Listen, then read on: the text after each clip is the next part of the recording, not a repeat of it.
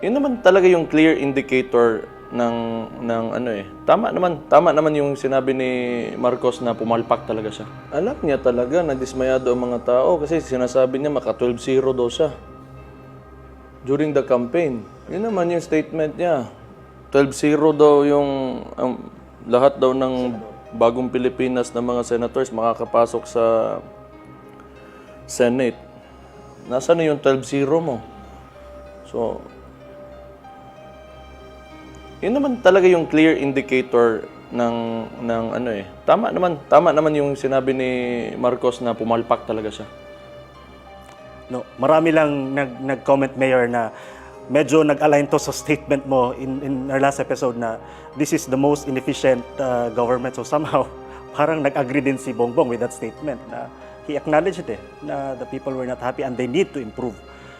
That's what he said.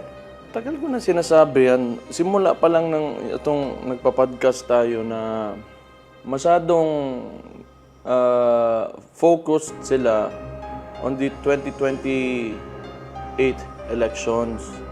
Tapos lahat ng movements ng administration are, you know, inaano nila eh, pinopoliticize nila lahat ng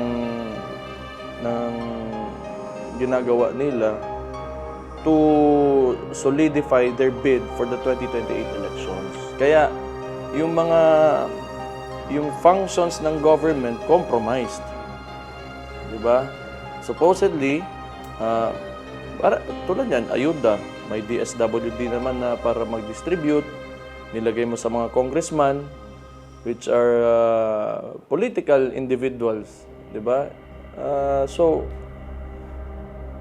kaya hindi nagagamit sa tamang paraan or nade-deliver ng maayos, fairly yung mga resources ng gobyerno dahil nga to advance their political ambitions. So, ito kasi rin, it's one way, yung pera ng bayan, it's their way of buying allies. You know, like Martin Romualdez, di ba? So, Martin Romualdez, pagka sumunod ka sa amin and this administration, then you are given allocation ng ayuda, which is the which used to be the pork barrel. So, yun naman yun eh. Kaya, yung DSWD, which has the data, sila naman yung nakakaalam and paano nila gawin yung trabaho nila, kung saan dapat mapupunta yung mga resources na yan, hindi na nagagawa nila yung trabaho nila.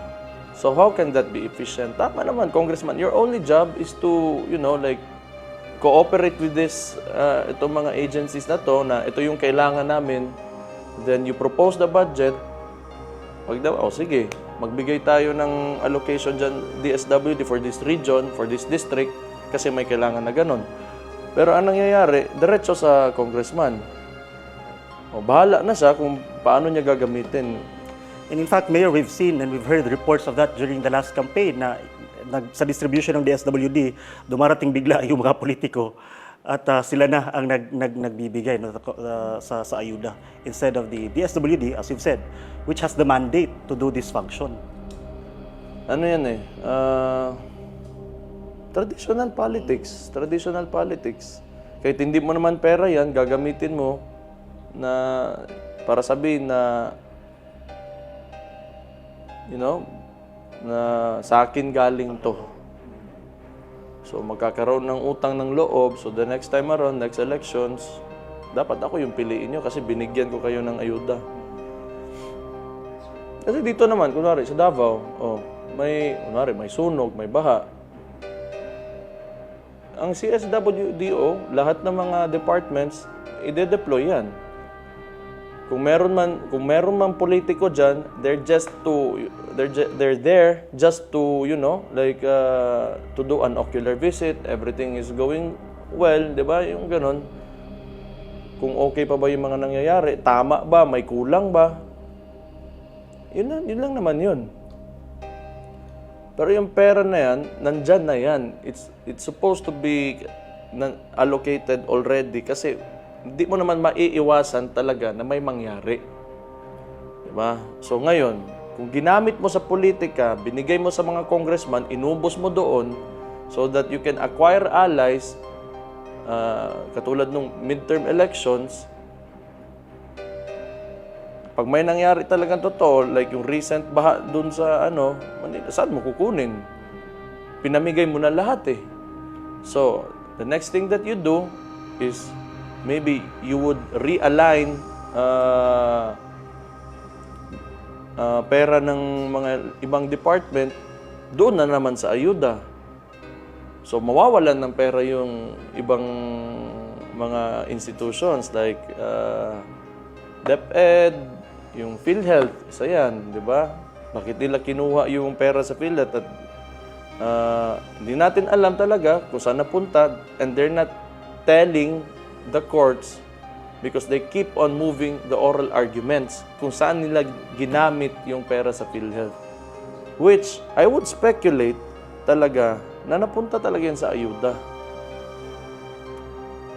So kaya nga, pumapalakpak talaga yung mga congressman because it serves them really well for their political preservation. That's why satisfactory and happy sila sa report at sa performance ng kanilang leader. Hindi naman nakinig yung mga yun. Basta every time pumalakpak yung mga congressman, pasalamat sila, si BBM talaga yung presidente ngayon. Kasi wala eh, busog kami eh. Hindi talaga Madali lahat eh. Basta luhod lang kami dyan, meron na kaming budget. Tama ka, Mayor, hindi talaga nakinig. May nakita nga, nanonood pa ng sabong during the SONA. Pero di daw siya nagsasabong, ha? Huwag kayong judgmental. Hayaan na natin yan. Ano naman yan eh. Hayaan na natin yan. Yan yung Congress. Ito nga yung klaseng gobyerno na meron tayo ngayon. Naman, yung trabaho ng DSWD or DPWH, sila naman yung may technical capacity para talaga mag-identify kung saan dapat ilalagay yung mga projects or whatever. But now, since yung congressman naman yung mga lobbyists na nakakakuha ng budget, so I think, and I would speculate again, that they would suggest to the departments kung paano gagamitin yun. Diba? Yun yung mangyayari. Yun yung mahirap doon. Instead of na si DPWH, kailangan natin ng tulay dito, sabihin ng congressman, hindi, nakakuha na akong pera. Kailangan natin concreting dito na area. Tapos sisirain natin yan. Tapos isesemento agad natin yan. I-repair natin. Tapos sisirain natin ulit. Tapos i-repair natin ulit. So that, like we can utilize the budget, maximize it for profit. Yung kasi, tulay, pag ginawa mo, hindi mo naman pwede sirain yun. Di ba? Yung building, pag tinayo mo yan, hindi mo naman pwede sirain yan, tapos tatayo ka ulit ng building kasi it wouldn't make sense. Pero ito kasi, makakapal talaga kasi yung mukha talaga ng yung gumagawa nito. I do not, ito si DPWH kasi, wala yan. Tao yan, mga tao lang yan ng presidente. Kasi under the president yung DPWH eh. So, pag yun na pag hinayaan ng presidente yung Congress on how they implement the budget, wala talaga. It will not be properly spent. Diba? Kung paano mo ginamit yung pera. Tapos ngayon, siya pa yung magagalit. Hindi ko maintindihan. Ba't siya yung galit? Dapat supposedly, na tinignan niya na maayos. Okay, may pera na tayo, pinirmahan ko na yan. Sasabihin ko ngayon sa DPWH, gamitin nyo ng maayos yung pera na yan. Ayoko na may mga concreting projects dyan, nasisirain nyo, kahit nadadaanan pa naman ng mga tao, okay pa naman, para gagawin nyo ulit, para magastos niya lang yung pera.